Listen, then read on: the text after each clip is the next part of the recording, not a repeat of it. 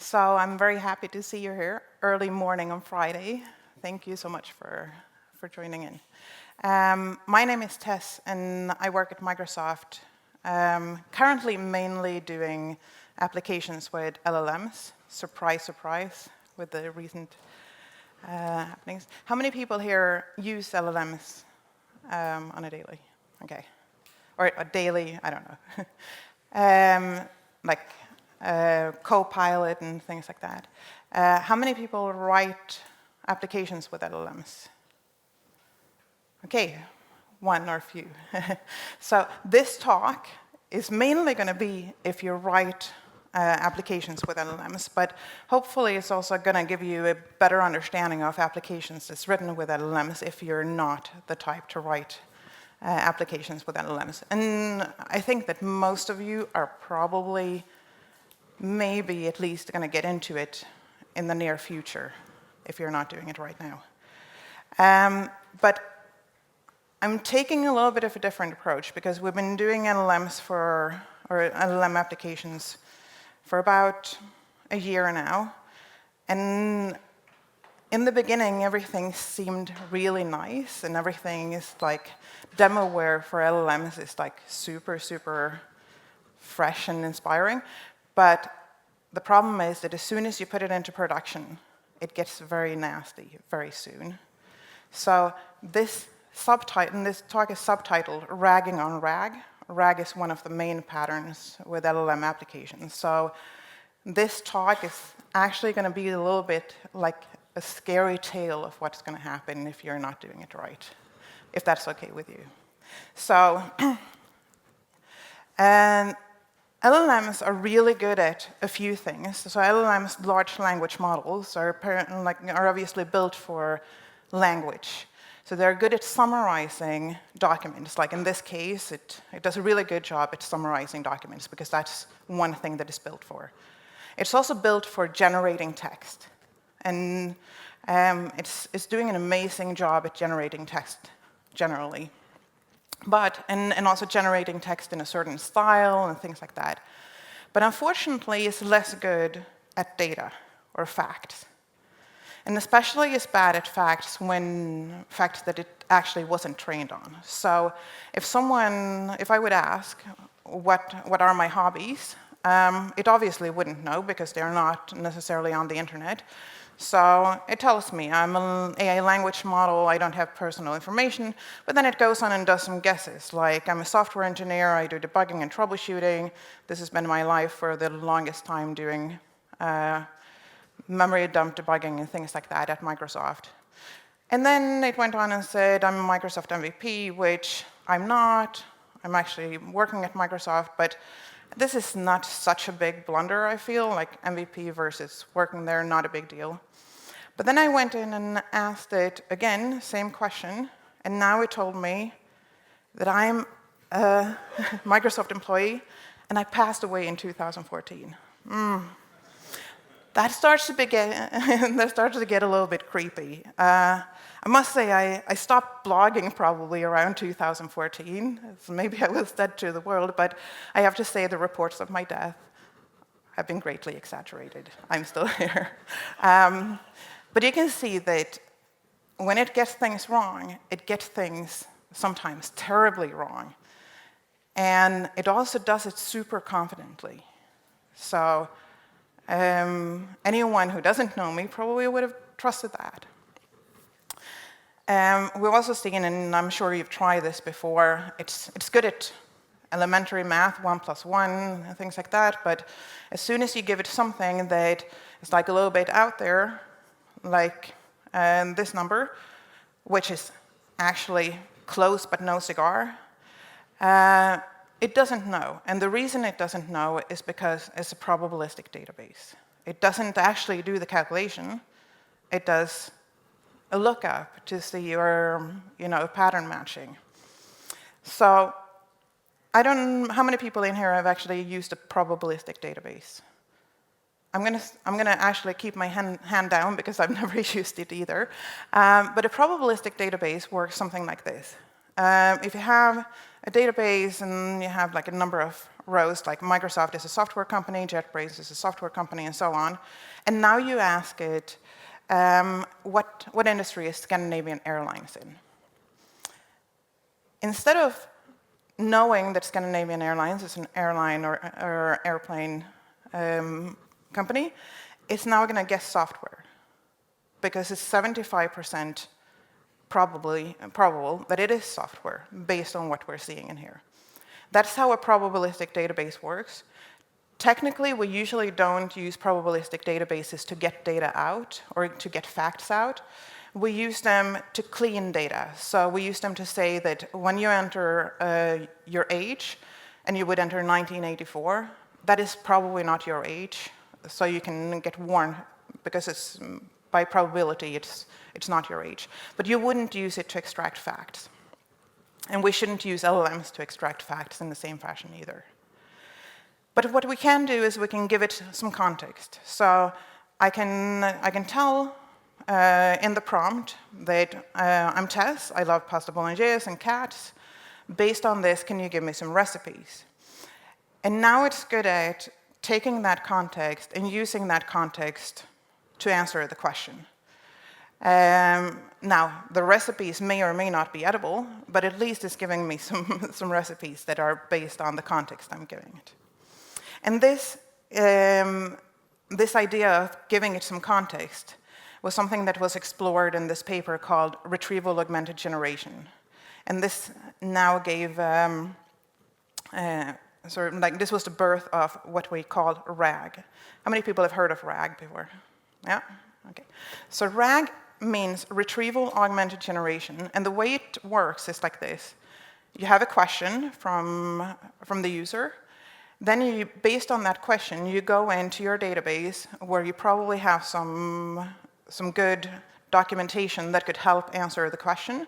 So this is, for example, if you want an LLM to answer a question about your private documents, like, if you've heard like the term talk with your documents, which I think is a weird term, but that's how it works. So you take that question, you use that to search up in your database some information about, or some good documents that could help answer the question.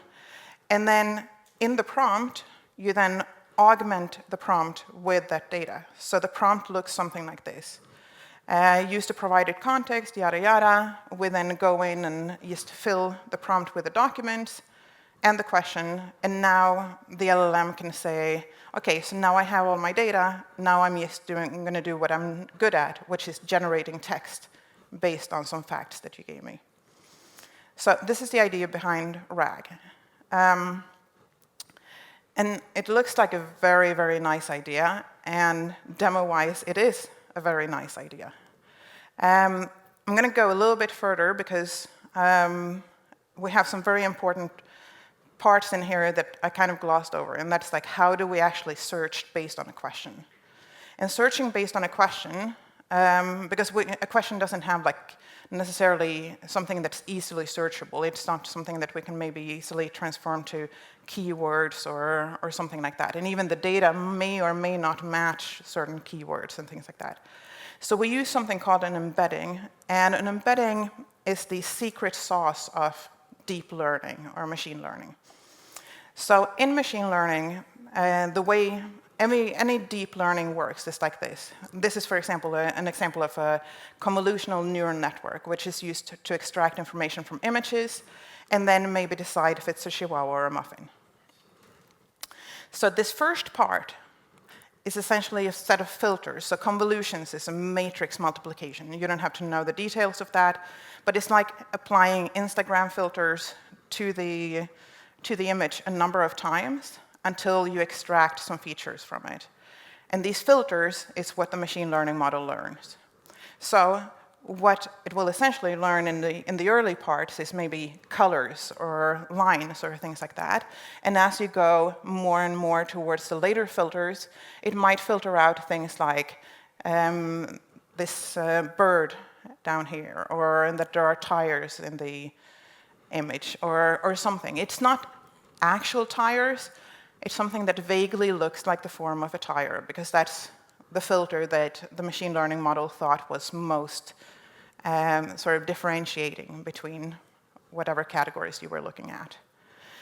So once we've extracted this, we then go in and flatten out the features. So we say, how much of this do we have between -1 and 1? So if we have a lot of this, it would be a 1. If we have little of this, it would be a -1.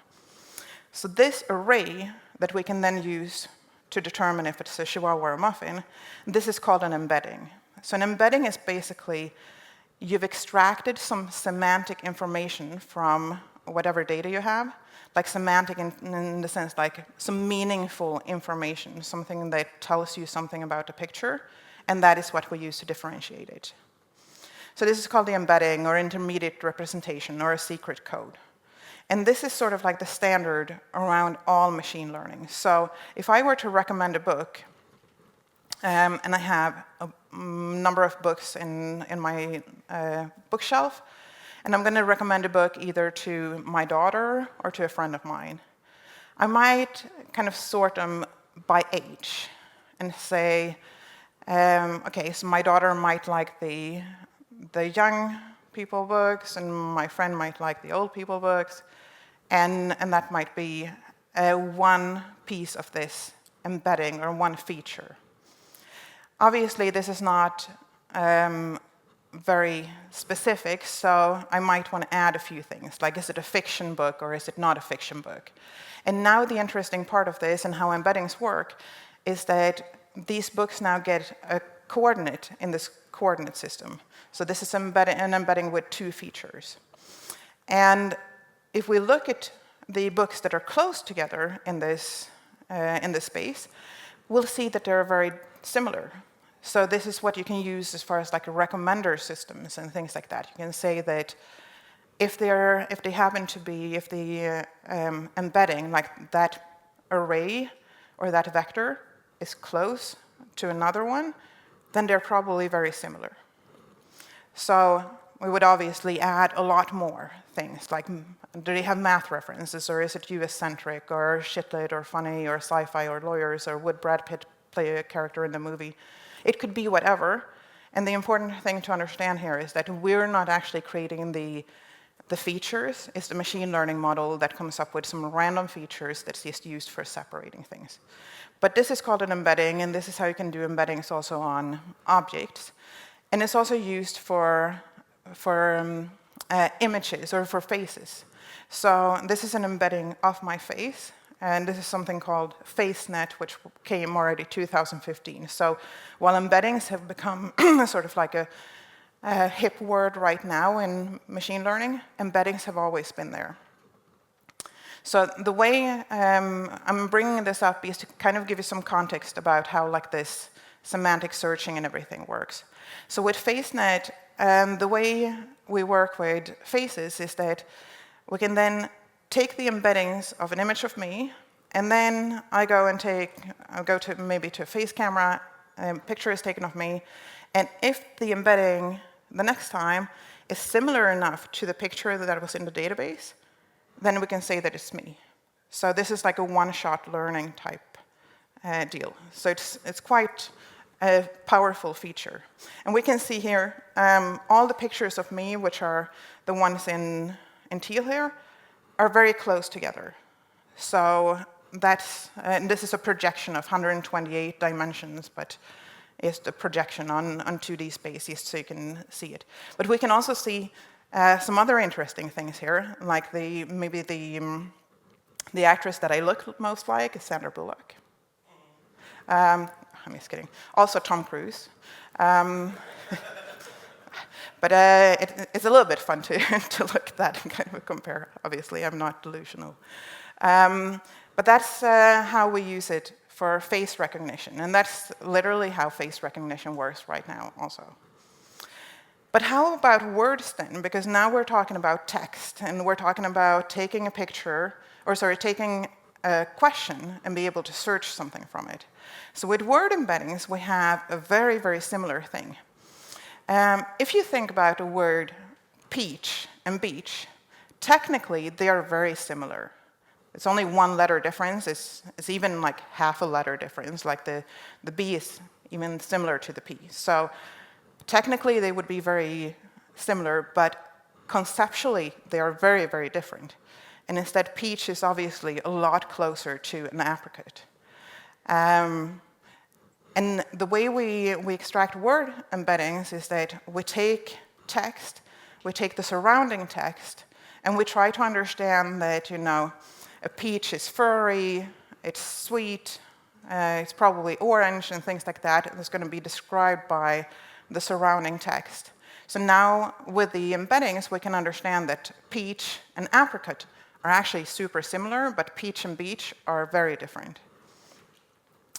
And something interesting happens when you do word embeddings, that also the difference between two words explain sort of like the meaning of the word. So the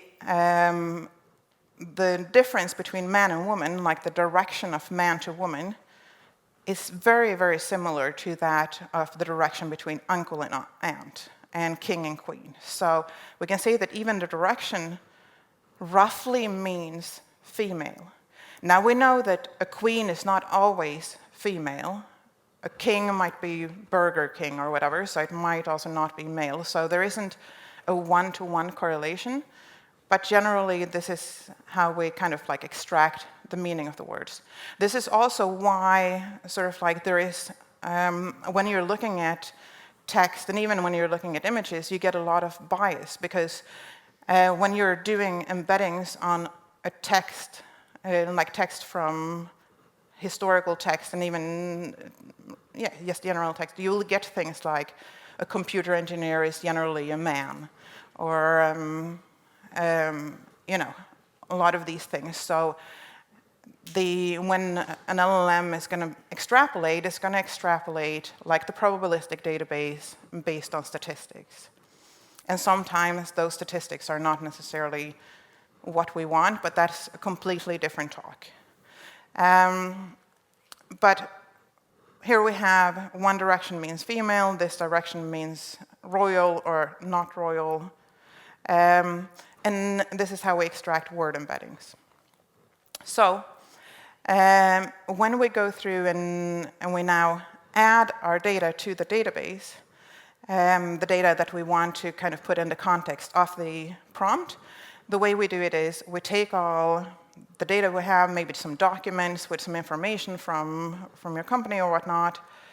We chunk them up because we don't want to kind of like fill the prompt with a full document. So we put only small chunks that might be relevant to answer the question. We go through and we create embeddings, and there's embedding models, like OpenAI has embedding models, Claude has embedding models, there's all sorts of embedding models out there. And then we store them in a vector database. And we use this embedding to compare to the question that we have from the user. So the way it looks is like this. I have previously, because it takes a while, gone through and ingested some documents. In this case, I've ingested, so I have an open source repo that I manage about engineering fundamentals, like testing and things like that. And I've taken all those documents, I've chunked them up, and I've used the OpenAI embedding, text embedding ADA 002. But in reality, you can use any embedding model, and different embedding models are used, are good at different things. We'll get to that a bit later. And I've stored them in the database. Now, what I've also done is I've created a little application with something called LangChain. So LangChain is a framework in Python that you can use for doing LLM applications. It's one of many, but it's one I very much like. And I've also used something called Chainlit, and many of you might be familiar with something called Streamlit, where you can create like these web pages super fast with, and it spins up a lot of the sort of like the things that you need for you. So Chainlit is really good because it spins up the whole chat interface, and literally my code for running for this app that I'm going to be showing you is this much. Just one function, or two functions. One where I load things up on the start, and one when I get a message. And I'll go into the RAG user interface. And now I have all the data from my engineering fundamentals text, so I can ask things like, what are some tests that we should run on ML projects? And now it goes back and it does the embedding of my question, looks up in the database which pieces of which pieces of content might match my query, and then it generates the answers based on this. So, came up with I think, reasonably good answer, and with the sources that it found that it was using for this. We can also ask it something like, what are some of the agile ceremonies? And it will do the same thing. So I think if I were to look at this, it's like, yeah, ship it. It's doing a reasonable job in here. Okay, except for it didn't ask. Oh, okay, it didn't really ask that question. I don't know what happened. Sorry. Seems like it was still working on the old question. Okay, here we go. And unfortunately, we get here. By the way, if you want to look at all the demos that I'm doing, you can take a picture of, and that's the repository for all the demos that I'm showing. So unfortunately, this is kind of like how LLM projects work in most companies, and even kind of like at ours sometimes. I have this super fancy Chainlit demo, seems to work. Next part is like artificial general intelligence, or at least production, But we're missing a large part. That's the middle piece. And unfortunately, when you're doing a project that's non-probabilistic, where you don't use machine learning, a regular software project, you generally have you create a POC, and then okay, I know we didn't do the CI/CD, we didn't do, we need to fix this up, we didn't implement this and this and this. And you have a rough idea of how long time it will be from here to here. Sometimes it's very difficult to understand how long that time is, but we as engineers, the more experience we have, the more we understand whether this is going to be 3 months or 6 months or whatever it's going to be. In this case, it doesn't matter how much experience you have, this time is an elastic band. It could be forever, because there's nothing to tell that this is actually doable just because you were kind of a little bit successful in the beginning. So there are so many things that can go wrong. The most difficult part generally is that we don't necessarily have the data, or we have the data in a very awkward format. We might have the data in the form of a PDF with tables and handwritten text and all sorts of things, and just extracting it from this format is hell. Then we look at the chunking, and depending on how big the chunks are, they may or may not give enough context to the question, and we don't necessarily know how to chunk them. And then we have the embeddings, and now we have different embedding models work differently for different size text, or sometimes you have medical text or specialty text, and then embedding models are not trained on these and things like that. And then you have the vector database. In the vector database, there is a plethora of vector databases, and they all have their own specialty. And one thing you also have to think about is what happens when this data in the beginning changes. How are you going to update the vector index over time? Because now you're essentially keeping a shadow copy of your content, but in embedding form. And this is a maintenance burden that you're going to have to think about and live with. And then we have the question. So how do we know that the user is not going to ask like a totally off-the-wall question that's not at all related to any of the data you have?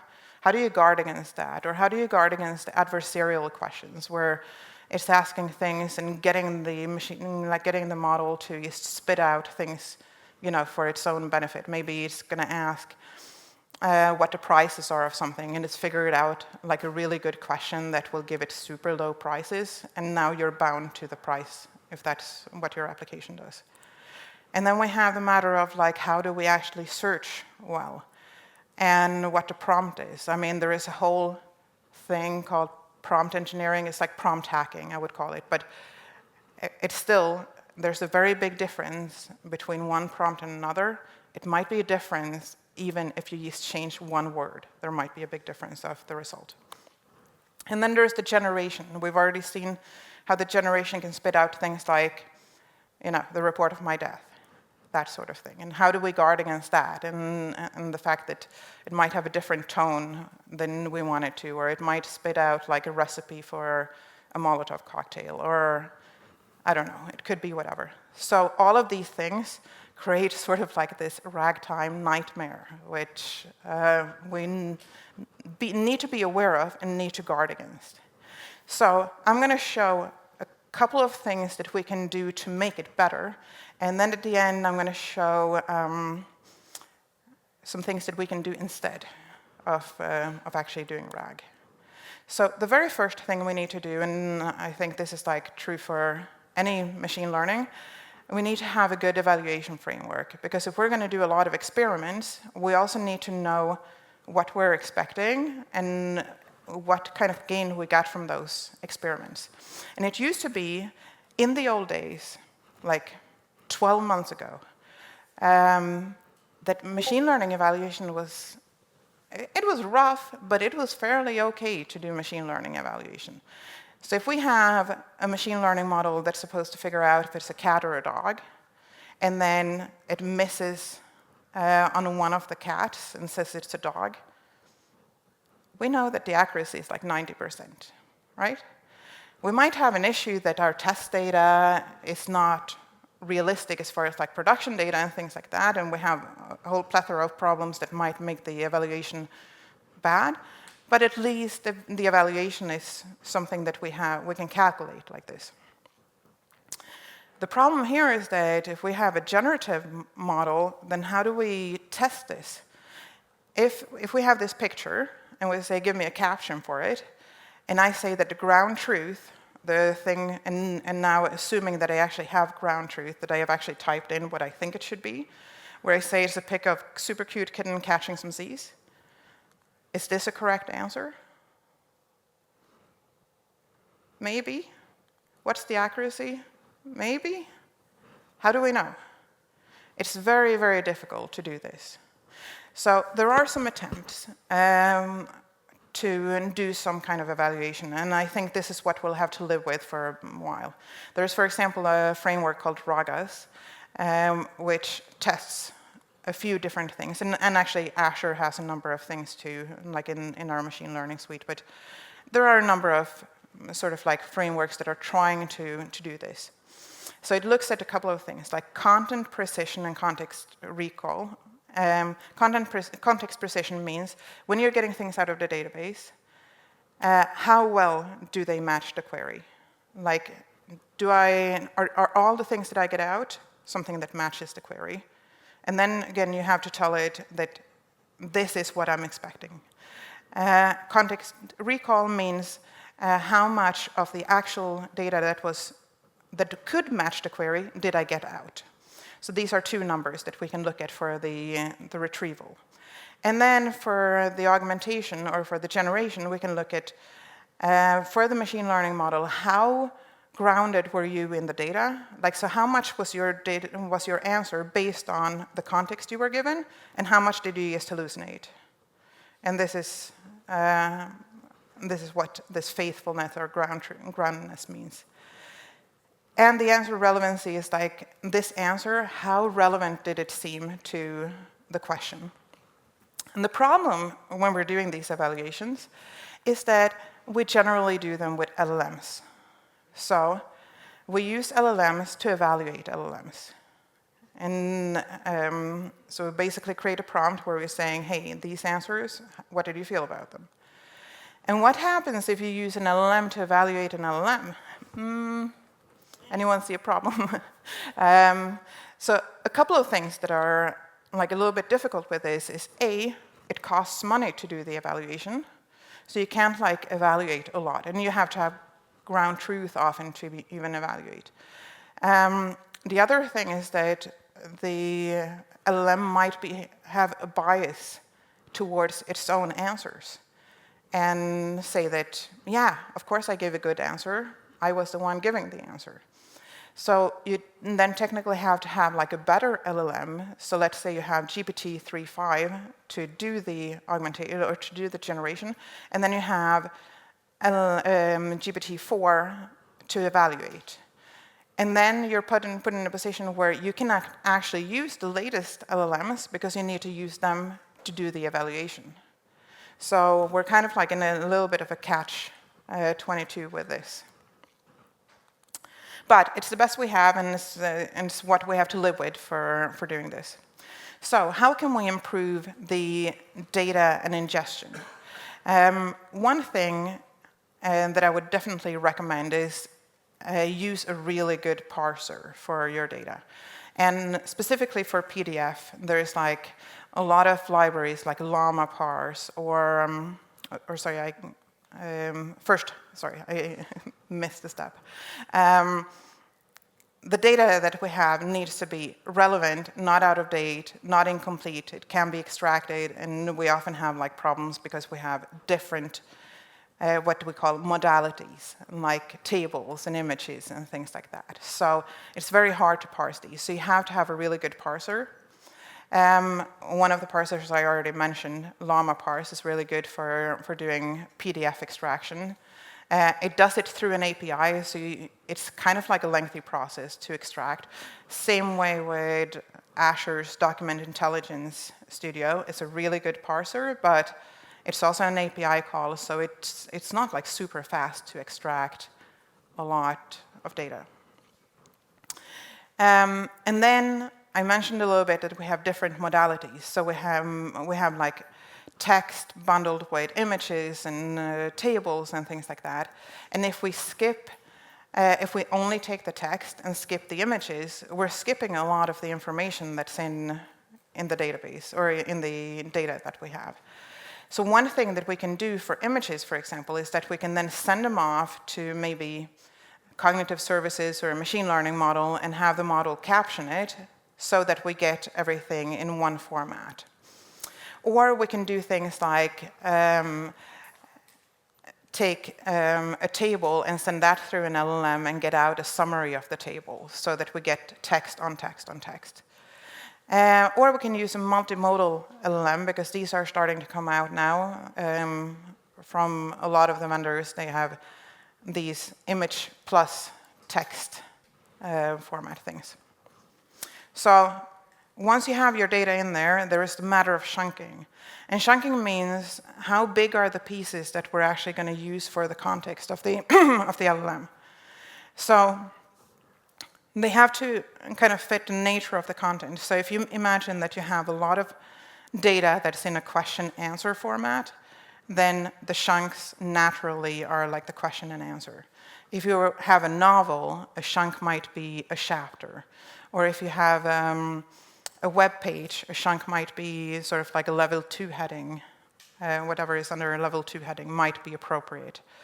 But it also has to fit the embedding model. So different embedding models are good at different sizes. I would say that quite a few of them are quite versatile. So at least in the beginning, you can start off with something like Ada, and you'll be good to go.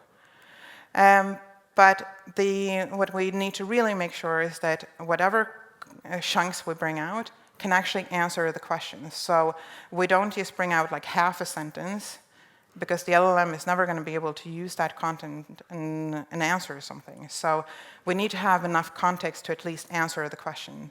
And then you have LLMs who have their own size restriction on the content. So you need to make sure that you can fit enough context in the LLMs and so on. And then we have to balance it, because you recall from the picture, we take the embedding of the question and we use that to match the answer. And if the question is short, then the embedding will be very specific, because it's going to be extracting like literally every single word. And if the answer is War and Peace, then it's just going to get a summary of a super long text, which is, these don't match each other. So you have to have sort of like fairly balanced chunks and questions. So there is this tool called chunkwiz.com that you can use to kind of like play through a lot of chunking. And the most rudimentary thing is chunk by size. So give me 400 characters at a time. This is the simplest, but also the most useless one, as you can imagine, because it quits in the middle of a sentence. And what if the actual important stuff was like at the end of that sentence? So you can go a little bit more intelligent and say, I can do like a sentence splitter. So every chunk is at least a sentence. Or what I prefer, at least for like the initial demo, is to have based on what content it is. So for example, if I do Markdown, then it's reasonable to have it split sort of like on level 2 headings, or level 3 headings maybe even, or something like that. So that's usually a little bit of a better feeling. And then we do the embedding and the indexing. And I mentioned sort of like that you want to have a similar kind of like size of the question and the answer, but that is not necessarily always so you want to have a very specific query to query out the context, but you want to give the LLM enough context to answer the question. And this can kind of like become a little bit of a troublesome problem, because that's not really, the questions are usually short, the texts are a little bit longer. So we can do some tricks. We can do a trick called small to big. And so this is a Wikipedia of the Oppenheimer plot for the movie. And if I ask a question like, what was Oppenheimer's relationship with Einstein, I might get this chunk, but this chunk may or may not contain the whole context of their relationship. So one thing I can do then is I can store this embedding in the database, like the smallest sentence style, but then when I get it out, I have marked it up so that I also take the surrounding context. So this is a quite neat idea, and it's a quite successful idea that actually usually makes things a lot better. But everything like this, you have to try and see if it makes sense for you. And you can also do parent-child chunks. So in the same way, we get the chunk like this, but we retrieve the whole page. And it depends on what your LLM is. Like if your LLM has a huge context, then this might be something that you want to try. And then we can do something called a hypothetical document embedding. So this was an idea that I will say I have tried this a number of times. It has never yielded the results I really wanted, but it's an interesting idea. So the way it works is we take the question, and then we generate an answer, a hypothetical answer based on this.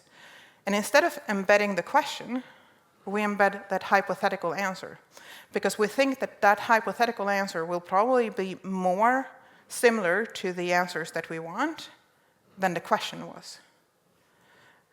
So if I ask, what are some tests that we could run on machine learning models, then I let the LLM generate some answers, and I think that those answers are probably going to be closer to whatever I have stored in my database. So that's how the hide embeddings work.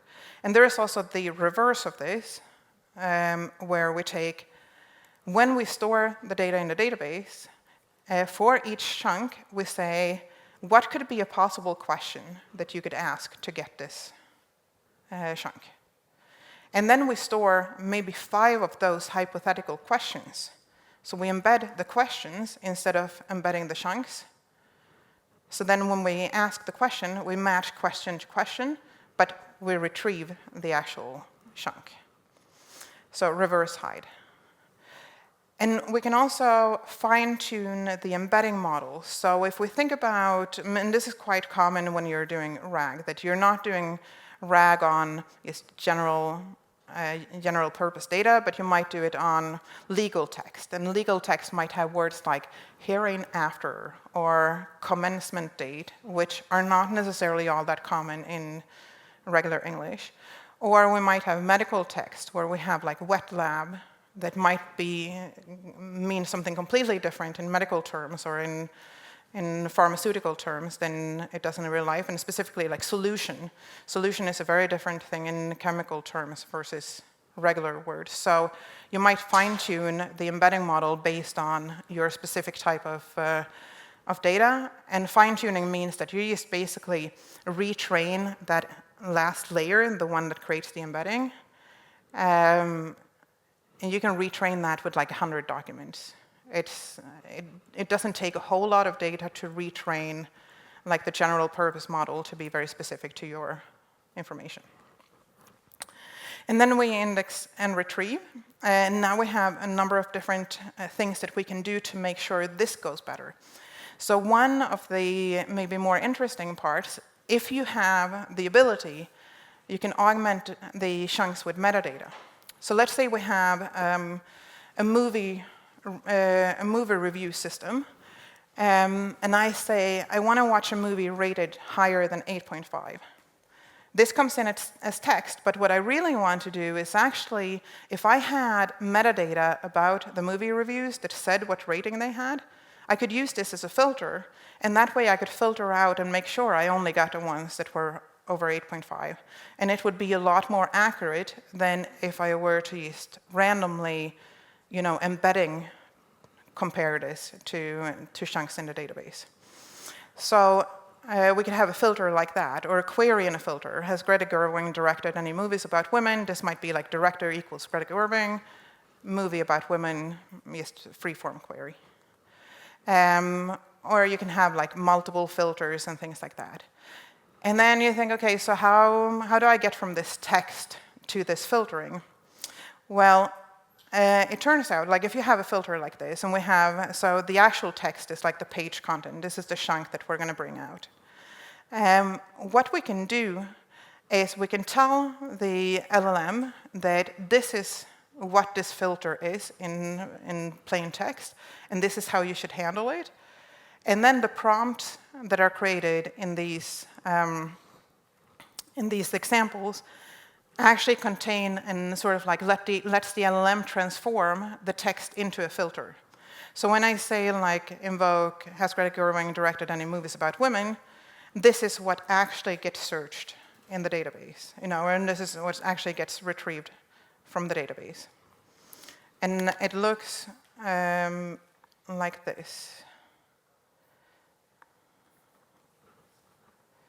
Let's see, is it very small? Or is it okay?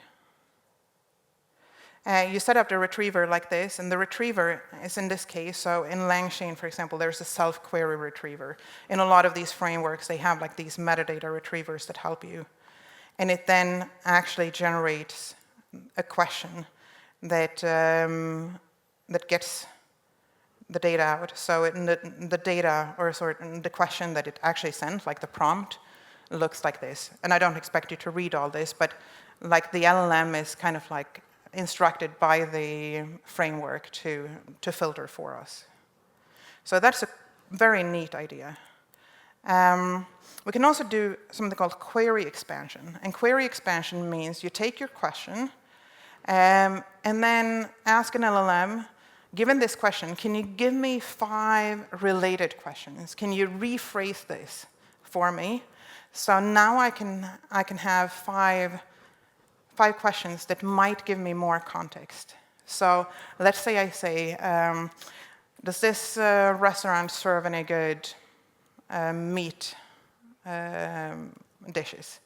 Then it might go in and ask, do you have veal on the menu? Or the LLM might come up with a lot of different, very more specific questions that might help get the context out. And then we get the information for all of those, and we go in, and after we've gotten them, because we're now going to get a lot more results back, we then reduce, re-rank and say, okay, what are the top maybe 5 that would match the original question? And we search on that. So that is called query expansion. So an example of this, and again, LangChain and other things have these retrievers that work with these examples. So if we are saying, what are the approaches to task decomposition, it might then generate these queries. And these queries will now sort of lead us to maybe a better set of contexts that we can use to answer the question. So this is, I found this one to be at least mildly successful, but one thing you have to remember about it is that the query expansion will then ask the LLM to do the question. It will take an extra hit on the LLM to do this, and sometimes your LLM might be expensive or time-wise and cost-wise to call, so you need to factor in that cost if you want to use something like that. And of course, compare it to how much gain you get. Then we have hybrid search. So hybrid search works like this. You have a vector index, so this is what we've been talking about the whole time as far as searching. But then you can also search on other things. You can search on keywords, or you can search on, in this case, something called sparse n-grams, which is basically you search on 2 words together or 3 words together as a keyword search. And then you do the same, reduce and re-rank, and do the query. So these are some of the ways that you can improve the indexing. Now, re-ranking is quite interesting.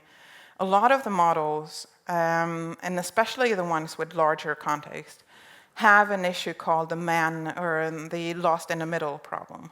Lost in the middle means that it's really good at remembering things up top and at the bottom, like things that are close to the question and things that are in the beginning of the prompt, but it kind of forgets things that are in the middle of the prompt. So it's you need to, for different models, you want to re-rank so that you don't get the most important things first, but you get them maybe last, and then the next important thing goes first, and you do things like that. But there are re-rankers for this that will help you out. It's just something to be aware of. And then we have the generation. So in the generation, we can be helped by something called agents, for example. So I'll show an example of how this looks. So an agent, the way it works is that instead of just using LLMs, we also use different tools. So in this case, I have a tool that's a calculator, and I have a tool that's just a web search. So because I know that an LLM is not very good at data, I want to use the LLM to figure out what it's going to do with my question, but then instead of actually giving me just a random answer back, I want you to search if you need to, calculate if you need to, or do something else if you need to. And you can build these tools yourself. They might be just small Python programs, like the calculator is just, add, subtract, it's just literally functions that are written in Python. So you can write whatever tools you want or use whatever APIs. You might have a separate API that you want to add as a tool or whatever. And now I can ask things like, what is the difference between the or I'll ask like this. How many more people live in Stockholm versus Copenhagen?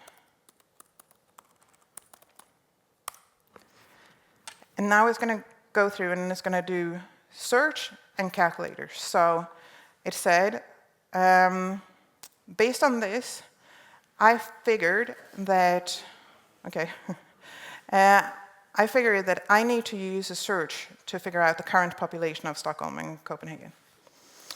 And hopefully it got something. And then it figured I need to use a calculator to now take the difference. I don't know if this is correct, and if it's correct or not is like a totally different story, but the way agents work is that you use LLMs to determine sort of like which tools to use to answer your query. And then you use the LLM to sort of like then reflect back an answer. So tools is a quite useful and neat, or agents, is a quite useful and neat thing. If you played around with semantic kernel, I think this is called a planner instead. So agents is just a general term for LangChain. So no. Let's hope. We have 5 minutes left, so let's hope we can get through. So now, here's the scary part, though, that if you evaluate the generation of LLMs, so this is like evaluations that they're continuously doing on all the LLMs, on different data sets, like different truth data sets. It turns out that on average, like, so some LLMs might be really, really good at some specific things. It might be good at answering questions about tech. It might be good at answering questions about medicine, whatnot. But in general, it might, in general, it has like an average accuracy. And unless your specific area matches with the thing it's really good at, you have to look at the average accuracy to kind of like determine how good it's going to be. And generally, for like all the ones that are out there, they're getting better and better, so we shouldn't say. But they're between 60 and 85% at the moment, like as far as accuracy of answering questions. So we know that the generation is 60 to 85%. And if you're really lucky, and if you've done all your chunking, and you extracted the data correctly, and you've done all the tricks of, hide and whatnot, you might get to 60 to 85% in your search. In fact, 85% is a fairly good search result, to be honest. Like that you're getting like the context recall at 85%. So what does this mean then? It means that if you have at the very top 85% and 85%, you have to multiply these to figure out how good it's actually going to be at answering your questions. Because you have two independent things that are operating together, both probabilistic. So on a good day, the RAG system will answer your data, like will answer your question correctly 72% of the time. That means that more than 1/4 of the time, it will have some kind of, weird answer going on. Specifically, it will be very confident in answering that answer, As an example, we were doing, and we were doing this as a proof of concept that this was not a good idea. We were doing a RAG system on HR documents for a company, and we wanted to kind of prove that they shouldn't be doing this. One thing that happened was we asked a simple question, which was, if your pet dies, how many convalescence days? How many days do you get off, essentially? And the bot confidently answered 3, which was incorrect. In fact, I think you got 0. I don't know. But 3 was for family members. And now, because you have an HR bot that says you get 3, you get 3, right? I mean, in some respects, like if you're actually putting something out, you need to be mindful that what your bot is actually telling is a representation of you. So, which is not so okay. Having said this, there are, first off, so this prompted a paper called "RAG Does Not Work for Enterprises." But what can we do instead then?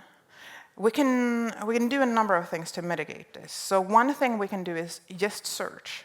In fact, for humans, we're quite okay with that search may or may not give us 100%. I mean, if we Google something and we go in and we see, oh, this was not relevant to my query, we understand that maybe my question was like, I could refine the question a little bit, or I'm also cognizant that, yes, it will not be 100% perfect, but I can make the judgment when I get the data out if this is relevant or not. So we can do things like skip the augmentation part and just do the searching, which is a quite effective technique because people, like the augmentation is generally not necessarily adding all that much extra information to the system.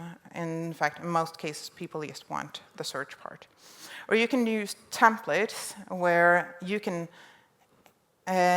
decide what is okay and what's not. Or you can do highlighting of documents. So you can go through and create sort of like, you can take the information you found and then do some extra highlighting based on the generation. And then you have to guard against adversarial attacks, like where people are actually trying to get your LLM to do something crazy or answer something bad or maybe inject something. So you can do guardrails, you know, validate, like lint, essentially, to make sure that it doesn't contain PII or it doesn't have a jailbreak attempt or it doesn't have off-topic questions and then answer based on that. Or also guardrail on the other side, where you get the answer and then you put it through a filter to understand that it's not toxic and that it's answering a value range that's applicable and things like that. So there are a lot of things you can do, but you can also see that all of these things that you have to do take a lot of time, which is why I like this rags to riches is incredibly long. So with that, I will stay rag carefully out there, my friends. I hope you learned something today, and I hope you take it with you that you shouldn't just go and create a rag system and put it in production. If anyone has any questions, I can take them now, or you can come up and ask me after. So thank you so much. Appreciate it.